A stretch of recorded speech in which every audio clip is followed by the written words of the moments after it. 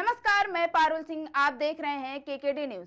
आज हम आपको वायु प्रदूषण यानी एयर पोल्यूशन से संबंधित एक ऐसा अपडेट देने जा रहे हैं जो सुनकर आप चौंक जाएंगे। जी हां, हम बात कर रहे हैं राजधानी दिल्ली की, जहां दिल्ली में हवा की दिशा से प्रदूषण में सुधार नहीं है और ऐसा पहली बार नहीं है जब दिल्ली का AQI इतना खराब हुआ हो। एयर पोल्यूशन बढ़ने की वजह से दिल्ली वासियों को परेशानी का सामना करना पड़ रहा है। साथ ही इस मामले पर सियासत भी तेज हो गई है। आइए आपको बताते हैं क्या है पूरा मामला।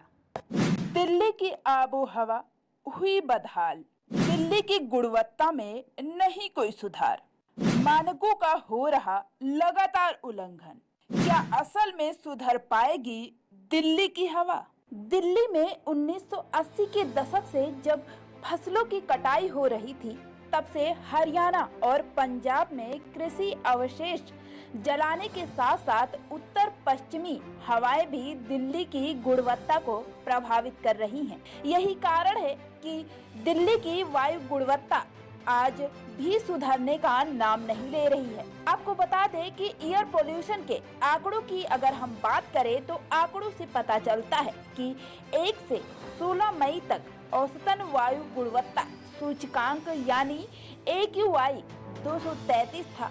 हालांकि इससे पहले यानी कि साल 2023 में औसतन AQI 182 था और 2022 में 215 था, जहां लगातार वायु गुणवत्ता सूचकांक 235 होता नजर आ रहा है। बता दें कि उत्तर भारत में एयर पोल्यूशन असहनीय स्तर पर पहुंच गया है और ये साल में दूसरी बार है जब राजधानी दिल्ली में एयर पोल्यूशन का स्तर आपात स्थिति पर पहुंच गया है। एयर पोल्यूशन का आलम यह है कि यहाँ सांस लेना तक दुश्वार हो गया है।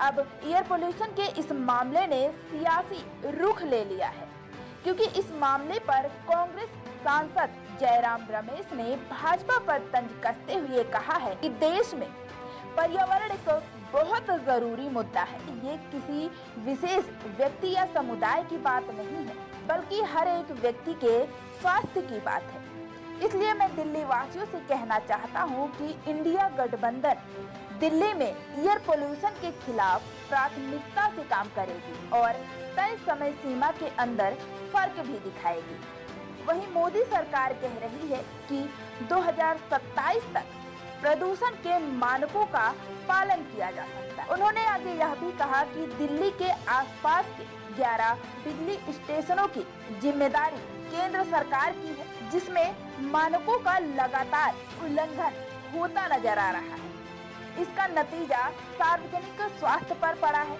जहां दिल्ली के चुनाव में पर्यावरण एक विशेष स्थान रखता है। वहीं दिल्ली के पर्यावरण के लिए केंद्र सरकार प्राथमिक रूप से जिम्मेदार है, क्योंकि दिल्ली में एयर पोल्यूशन की समस्या आसपास के अलग अलग राज्यों से भी जुड़ी हुई है। आज सार्वजनिक स्वास्थ्य के लिए एयर पोल्यूशन एक बहुत बड़ी समस्या बन गई है। वहीं अगर हम बात करें 2009 तो 2009 में सारे बिजली स्टेशनों के लिए एयर पोल्यूशन मानक तय किए गए थे। जो इसको लागू नहीं करते थे उसे बंद करा दिया जाता था। आज असलियत यह है कि 11 बिजली स्टेशनों में से 9 का किसी न किसी तरह मानकों का उल्लंघन हुआ है, लेकिन मोदी सरकार ने इस पर कोई एक्शन नहीं लिया है। वहीं इस खास रिपोर्ट में देखिए कि कांग्रेस सांसद जयराम रमेश ने दिल्ली में चुनाव जीतने के लिए भाजपा पर क्या कुछ तंज कसा है और क्या कुछ कहा है।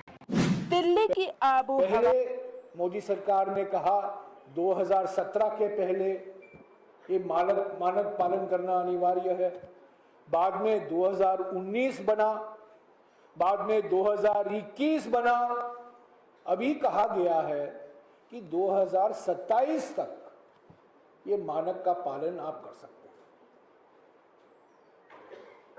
तो जो तय किया गया था 2 साल के अंदर, 2013 के पहले ही सारे 11 बिजली स्टेशनों में जो वायु प्रदूषण के मानक तय किए गए थे, और ये बड़े प्रगतिशील मानक थे, विज्ञान के आधार पर ये मानक तय किए गए थे, उसका बार बार उल्लंघन हुआ है।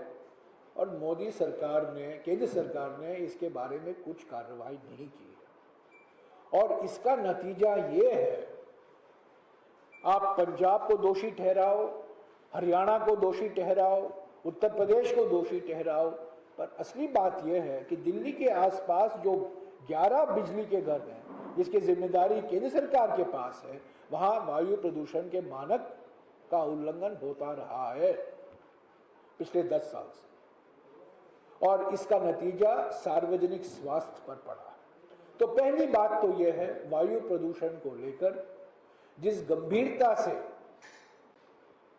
एनफोर्समेंट होना था, कानून लागू होने थे, मानक लागू होने थे, वो नहीं हुआ है और दिल्ली की जनता वो भुगत रही है। दूसरी बात, दिल्ली में रासायनिक प्रदूषण या रासायनिक, इसको आप कह सकते हैं रासायनिक संदूषण, यानी कि केमिकल कंटेमिनेशन। हमारे देश में 3 ऐसे प्रतीक हैं, सिर्फ दिल्ली में ही है, रासायनिक संदूषण के प्रतीक, भयंकर रासायनिक संदूषण के प्रतीक। एक गाजीपुर है, दूसरा ओखला है और तीसरा भलसवा है। तीनों जगहों में गया हूं, तीनों के लिए हमने योजनाएं तैयार की थी 2010 में। आज भी ये सैनिटरी लैंडफिल जो कहा जाता है इन 3 साइटों के लिए, गाजीपुर, ओखला और भलसवा, तीनों रासायनिक संदूषण के खतरनाक प्रतीक बन चुके हैं और इसके बारे में केंद्र सरकार की ओर से कोई कदम नहीं लिया गया है। 12 साल हो गए हैं, जिसमें 10 साल मोदी सरकार के ही हैं। परियोजना तय किया गया था मेरे याददाश्त में 2013 को, 2014 में मोदी सरकार आई, 10 साल उनके पास था। गाजीपुर, भलसवा और ओखला में जो रासायनिक संदूषण है उसे निपटने के लिए वहां कोई कार्रवाई नहीं हुई। तीसरी बात जो पर्यावरण के संदर्भ में महत्व रखता है दिल्ली में, ये अरावली जो है, अरावली पहाड़ जो माउंटेन रेंज है अरावलियों का, यहां जो अवैध खनन हुआ करता है एक जमाने में, और आज भी कानून का उल्लंघन करके अवैध खनन होता है, इलीगल कंस्ट्रक्शन होता है, पेड़ काटे गए हैं, लाखों पेड़ काटे गए हैं, डिफॉरेस्टेशन हुआ है, और इसके वजह से दिल्ली के जलवायु पर भी इसका दुरअसर पड़ा है। और केंद्र सरकार अपनी जिम्मेदारी से भाग नहीं सकती, क्योंकि अलग अलग राज्य इसमें जुड़े हुए हैं। अरावली में तो गुजरात भी जुड़ा हुआ, राजस्थान, गुजरात, दिल्ली, हरियाणा, पंजाब सब जुड़े हुए हैं। तो केंद्र सरकार के बिना कोई कदम नहीं लिया जा सकता। तो अरावली में जो हम देख रहे हैं, अवैध खनन देख रहे हैं, गैर कानूनी कंस्ट्रक्शन जो है, इस पर बार बार सुप्रीम कोर्ट ने अपनी टिप्पणियां की हैं, पर इसके बावजूद कोई फर्क नहीं पड़ा है। और अरावली के विनाश के कारण दिल्ली के जलवायु पर भी इसका नकारात्मक असर पड़ा है। इस पर भी केंद्र सरकार ने पिछले 10 साल में कोई महत्वपूर्ण कदम नहीं उठाए हैं। चौथा, ईंट के जो भट्टे होते हैं, करीब 350 ईंट के भट्टे हैं दिल्ली के आसपास, और मैं कई ईंट के भट्टे में गया हूं, और इस ईंट के भट्टे को, इस पर कैसे हम आधुनिकीकरण करें ताकि इनसे वायु प्रदूषण कम हो, इस पर भी परियोजनाएं तैयार किया गया था। इसमें उत्तर प्रदेश का सहयोग चाहिए, क्योंकि ज़्यादातर ईंट के भट्टे उत्तर प्रदेश में हैं। इसमें हरियाणा सरकार का योगदान भी है, क्योंकि काफ़ी ईंट के भट्टे झज्जर में हैं और अलग अलग ज़िलों में हरियाणा के। तो इसीलिए मैं कहता हूँ, घुमा फिरा कर केंद्र सरकार को इनिशिएटिव लेना ज़रूरी है, क्योंकि अलग राज्य इसमें शामिल हैं। सिर्फ दिल्ली सरकार कुछ नहीं कर सकती, या हमारी सरकार थी, या आम आदमी पार्टी की सरकार है, और बीजेपी की सरकार भी हो, कोई भी सरकार हो, केंद्र सरकार पर ही प्राथमिक जिम्मेदारी पड़ती है। ये ईंट के भट्टे का जो प्रभाव है दिल्ली के वायु पर, इसको हम कभी नजरअंदाज नहीं कर सकते। पांचवा और अंतिम मुद्दा जो मैं दिल्ली के संदर्भ में उठाना चाहता हूं, दिल्ली के पर्यावरण के संदर्भ में उठाना चाहता हूं, वो यमुना को लेकर। मनमोहन सिंह जी के कार्यकाल में YAP YAP Yamuna action plan, Japan की सरकार की सहयोगिता से हमने मदद ली। यमुना एक्शन प्लान 1 और यमुना एक्शन प्लान 2 हमने लागू किया, और हमने ये साफ कहा, स्पष्ट कहा, जैसा कि हमने गंगा के संदर्भ में कहा था, कि हमारा मकसद सिर्फ निर्मल यमुना का नहीं है, पर अविरल यमुना का भी है। मैंने बार बार कहा है गंगा के संदर्भ में कि हमारी मिशन गंगा निर्मल गंगा और अविरल गंगा दोनों हमारे लिए महत्व रखते हैं। ऐसे ही यमुना में भी निर्मल यमुना और अविरल यमुना। नमामि गंगे बना 2014 में, ये यमुना एक्शन प्लान को खत्म किया गया और इसको नमामि गंगे में जोड़ा गया। ठीक है, क्योंकि यमुना गंगा से जुड़ा हुआ है, पर एनजीटी के आदेशों के बावजूद जो लापरवाही हुई है पिछले 10 सालों में यमुना को लेकर, मैं समझता हूं अभी यमुना उसी हालत में है, उसी स्थिति में है जो पिछले 10 साल या 12 साल में थी। निर्मलता और अविरलता पर नमामि गंगे का कोई असर नहीं हुआ। और यमुना, आप जानते हैं, दिल्ली के लिए इतना महत्व रखता है। तो यमुना नदी प्रदूषण को लेकर बातें तो प्रधानमंत्री बहुत कुछ करते हैं, क्रूज लगाते हैं गंगा में, पर यमुना में उन्होंने ध्यान ही नहीं दिया है। यमुना एक्शन प्लान को खत्म कर दिया। एनजीटी यानी कि नेशनल ग्रीन ट्राइब्यूनल ने एक समिति का गठन भी किया था, उस समिति को भी इन्होंने खत्म कर दिया। नमामि गंगे का एक ये हिस्सा बन गया, पर अविरलता और निर्मलता पर कोई असर नहीं।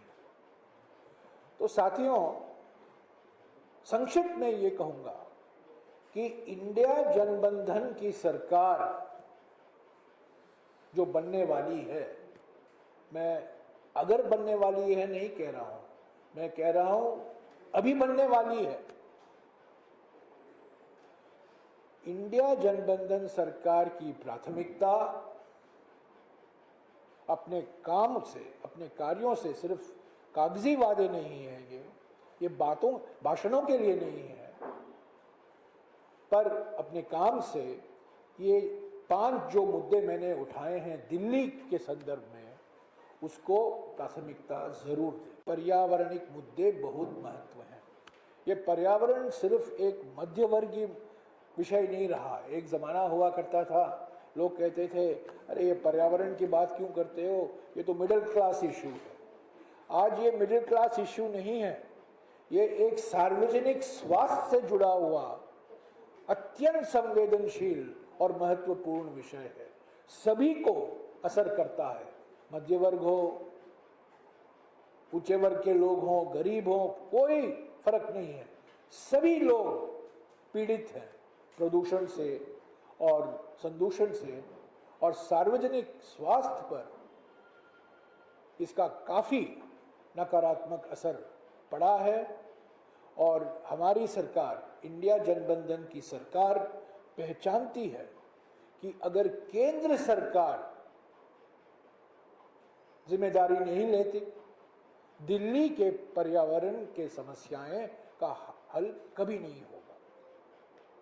तो इसीलिए मैं आज, क्योंकि 25 तारीख को चुनाव होने वाले हैं, मैं हमारे पार्टी की ओर से दिल्ली वासियों को ये आश्वासन फिर से दिलाना चाहता हूँ कि दिल्ली के प्रदूषण और संदूषण जो मुद्दे मैंने उठाए हैं उसको प्राथमिकता देगी इंडिया जनबंधन की सरकार, और हम एक समय सीमा के अंदर फर्क दिखाएंगे कि दिल्ली महानगर जो हमारे देश की राजधानी है, यहाँ लोग ऐसे स्वच्छ वायु का उनको अनुभव हो, यमुना में पानी देख सकें, निर्मल पानी देख सकें, यहाँ हरियाली एक ज़माने में जो हुआ करता था वो फिर से हम देख सकें, और जो बार बार कानून जो बनाए गए हैं,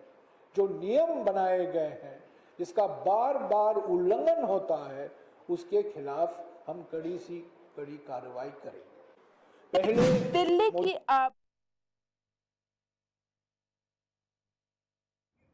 तो अभी आपने सुना कि कांग्रेस सांसद जयराम रमेश ने क्या कुछ बताया।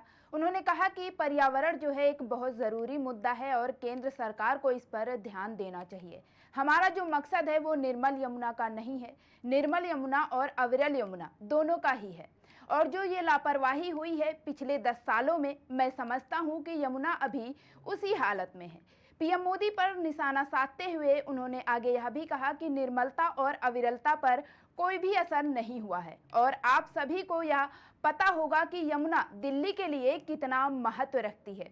और अगर केंद्र सरकार यह जिम्मेदारी नहीं लेती है तो दिल्ली में पर्यावरण की समस्या कभी खत्म नहीं होगी। तो आज के लिए बस इतना ही, फिर मिलते हैं एक नए अपडेट के साथ। तब तक के लिए देखते रहिए केकेडी न्यूज़।